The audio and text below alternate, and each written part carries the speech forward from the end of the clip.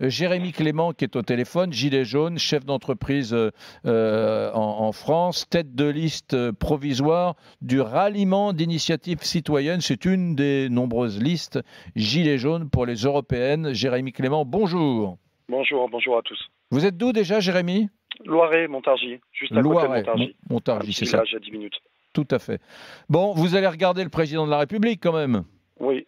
Mais enfin, vous savez bien que les Gilets jaunes ont dit de toute façon, quand même, on ira manifester samedi, c'est déjà réglé.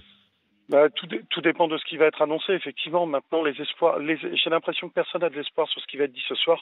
Et notamment, j'avais vu un article le 24 avril qui était sorti je crois que c'était Politis qui avait sorti ça, qui disait, et c'est une des analyses j'ai trouvé la plus pertinente, qui disait que, comme le 10 décembre, on allait avoir des annonces qui allaient être la fin du programme de Macron en accéléré. Donc, c'est à voir, effectivement. Mais c'est déjà pas mal, hein. C'est déjà pas mal. C'est le contribuable français qui paie tout ça, c'est déjà pas mal. Hein. Ouais, moi, quand on me fait un cadeau, je dis merci, moi. Hein. Oui, bien. Moi aussi, j'ai tendance à dire merci aussi. Après, comme le disait l'un des deux intervenants juste avant, le problème, c'est qu'on va déshabiller Pierre pour habiller Jacques, et ça pose encore un problème. On va encore prendre l'argent là où il ne le faut pas, alors qu'on a suffisamment d'argent dans ce pays pour pouvoir faire tout ce qu'il y a à faire et rebooster tout le monde ainsi que notre économie. Il n'y a plus d'argent dans ce pays. Hein. Je suis pas d'accord avec vous. Je suis pas d'accord avec vous. On a payé 1038 milliards d'impôts l'année dernière et tout est dépensé. Hein. Il n'y a plus rien. On est obligé d'emprunter au fonds d'investissement étranger pour payer les fonctionnaires à partir du mois d'octobre. Pourquoi ? Depuis 2014, on a 800 millions qui avaient été débloqués pour faire des travaux dans les zones rurales jusqu'en 2020. Aujourd'hui, la France est le seul pays qui n'a pas utilisé ces 800 millions qui sont venus de l'Europe. On en a parlé dans Merci les Français. Très bien. Vrai. Je suis ravi. Dans ce cas, il n'y a pas besoin de développer plus si vos auditeurs le savent.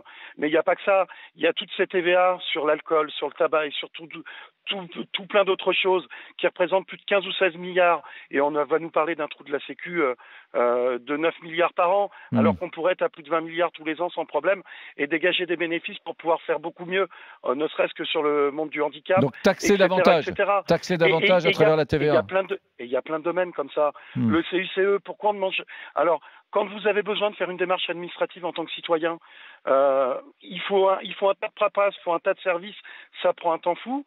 Par contre, quand il s'agit de pouvoir toucher par exemple le CICE qui représente quand même 20 milliards qui vont être versés cette année, il n'y a aucune justification qui est demandée sur l'aide à l'emploi. Les embauches ont été faites, les baisses de charges patronales, les baisses des cotisations.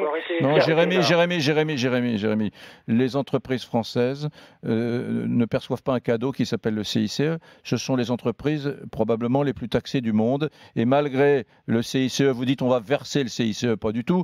Malgré le CICE qu'on leur reverse tellement elles ont payé d'impôts l'année précédente, malgré cela, elles restent toujours les entreprises les plus taxées d'Europe, de l'OCDE. Donc arrêtez avec ça.